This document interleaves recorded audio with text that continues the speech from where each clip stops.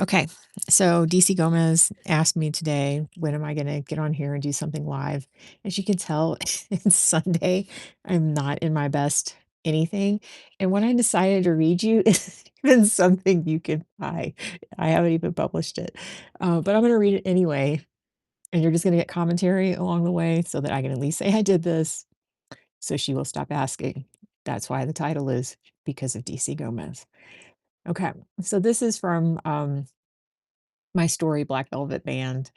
Um, and I'll just we'll just do it, right? And I'm not gonna read forever either. I'm just gonna read maybe like the first chapter. As her head pressed against the soft fabric of his t-shirt, felt the heat of his chest, he didn't hide his accent and whispered with his Irish brogue, which I will not be doing, not even pretending to do. I'm only gonna break your heart. I don't care. She hugged him tighter, felt the deep breath he let out as his arms wrapped around her in surrender, the same desperate embrace. 10 years later, Hannah, a distinct male voice called. Her heart, a moment before in her chest, was now in her throat. She turned to see the impossible. Ben Connell headed right for her across the parking lot. She wanted to say something. She really, really did. Only, what did one say to an apparition? Surely he must be dead. Then it dawned on her. Someone was dead. She was planning to attend that someone's wake. Ben had obviously traveled back to America for his Uncle Angus's funeral. He took the final steps toward her, and the winter wind sent his scent wafting over her with an icy blast. He smelled the exact same. The moment that warm spice tickled the inside of her cold nose against the chill, she was 16 again. He was 17. It was their last day of school, and the gym was packed with high school kids in their junior and senior year for the celebration. He warned her then. She didn't listen.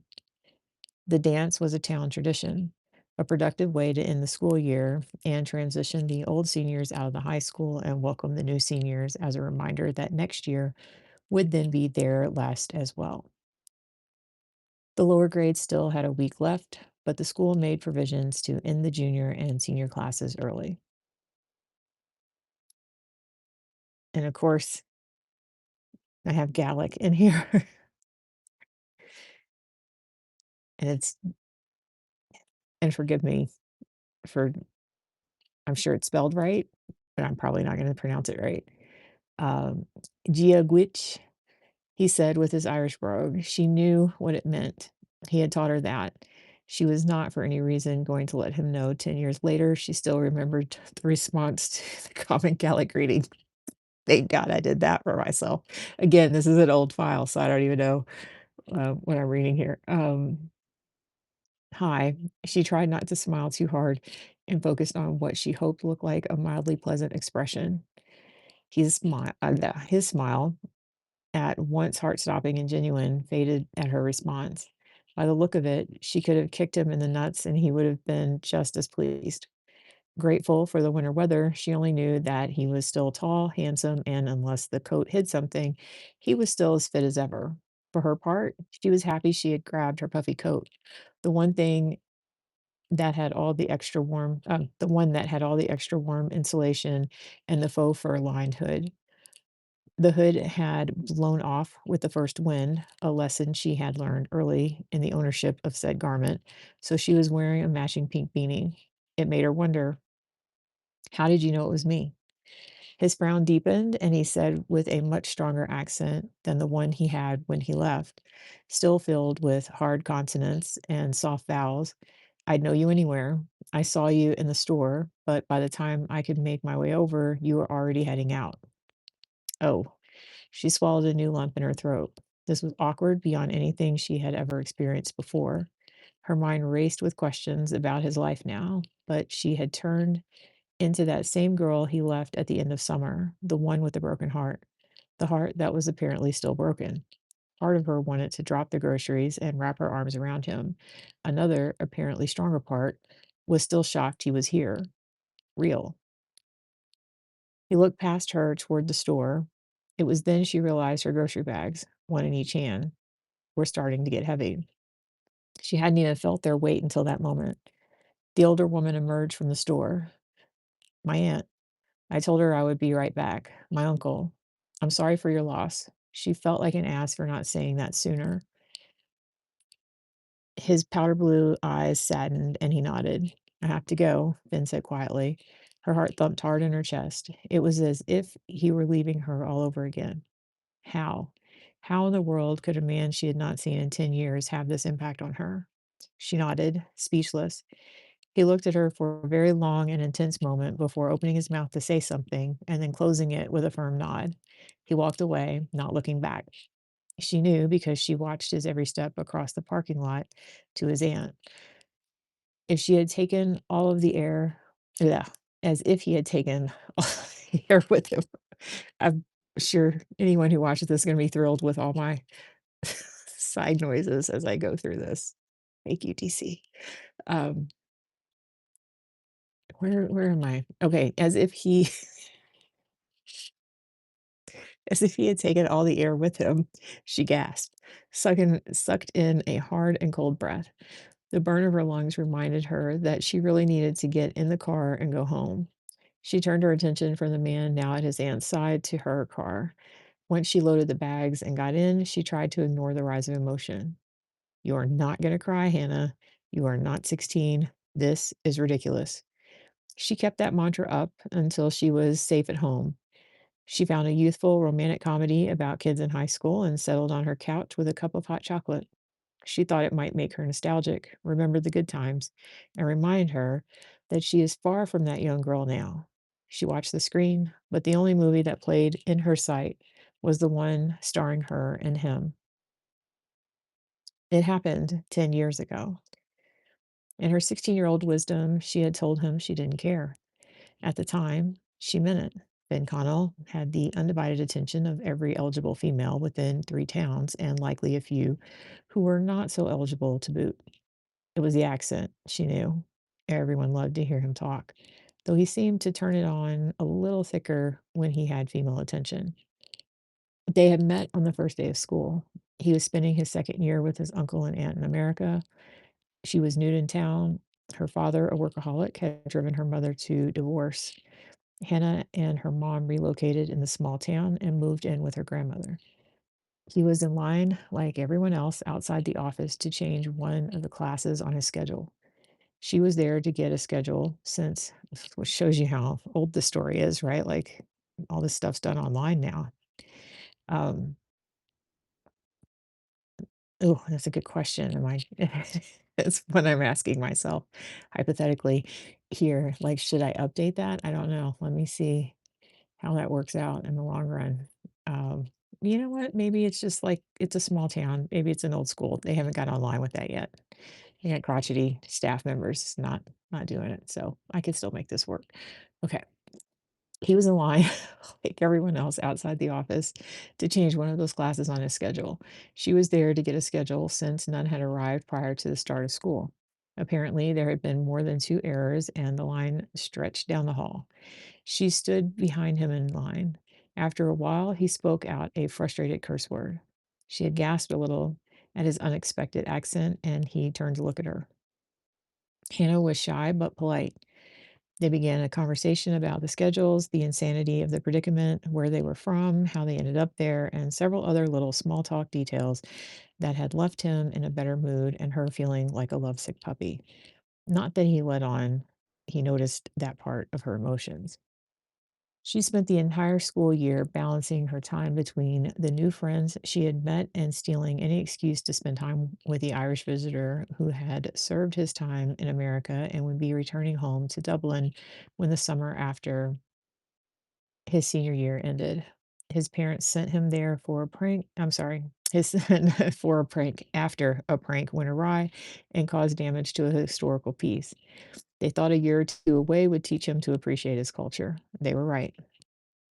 Hannah sipped the chocolate mixture and tried to focus on the screen, not her memories. It wasn't like she had been without companionship since he left. In 10 years, she had two semi serious relationships and two flings that burned and fizzled faster than a match. Still, Finn had been her first love, her first relationship, her first everything. Skipping ahead in her mind to that dance in the gym when he surrendered to the undeniable attraction between them, both knowing it would have to end. She closed her eyes and ignored the single wet tear that streamed from her eye. That moment was perfect, tragic, that perfect, tragic, and she would go back and do it all again if given the option. She smiled. The phone rang. Hannah's eyes opened and she reached for the cell. It was her best friend, Mindy. You are not going to believe who I just saw at the gas station. Mindy sounded as if she were going to scream at any moment. Did Finn really make every woman revert to teenage emotions?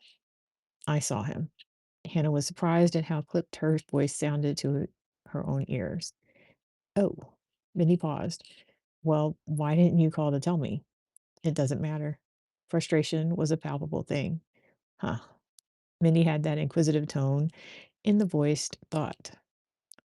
What? Hannah asked, not sure if she really wanted to know. Well, it seemed to matter to him, Mindy said in a resigned tone, as if it were a lost cause she no longer had interest in. Hannah sat bolt upright and tried not to sound as anxious as she was. What do you mean? Mindy, knowing she had the upper hand, added, I mean, he asked about you and all, but you aren't interested in what he had to say, so I won't bore you with the details. How was work? Mindy. Hannah could not believe this. They had completely traveled back in time. Mindy laughed and said, he's here for his uncle's funeral. He said he would be here a while to help his aunt settle their affairs before returning to Ireland. None of this was what she wanted to know. Mindy. She could almost hear the laughter in her friend's voice.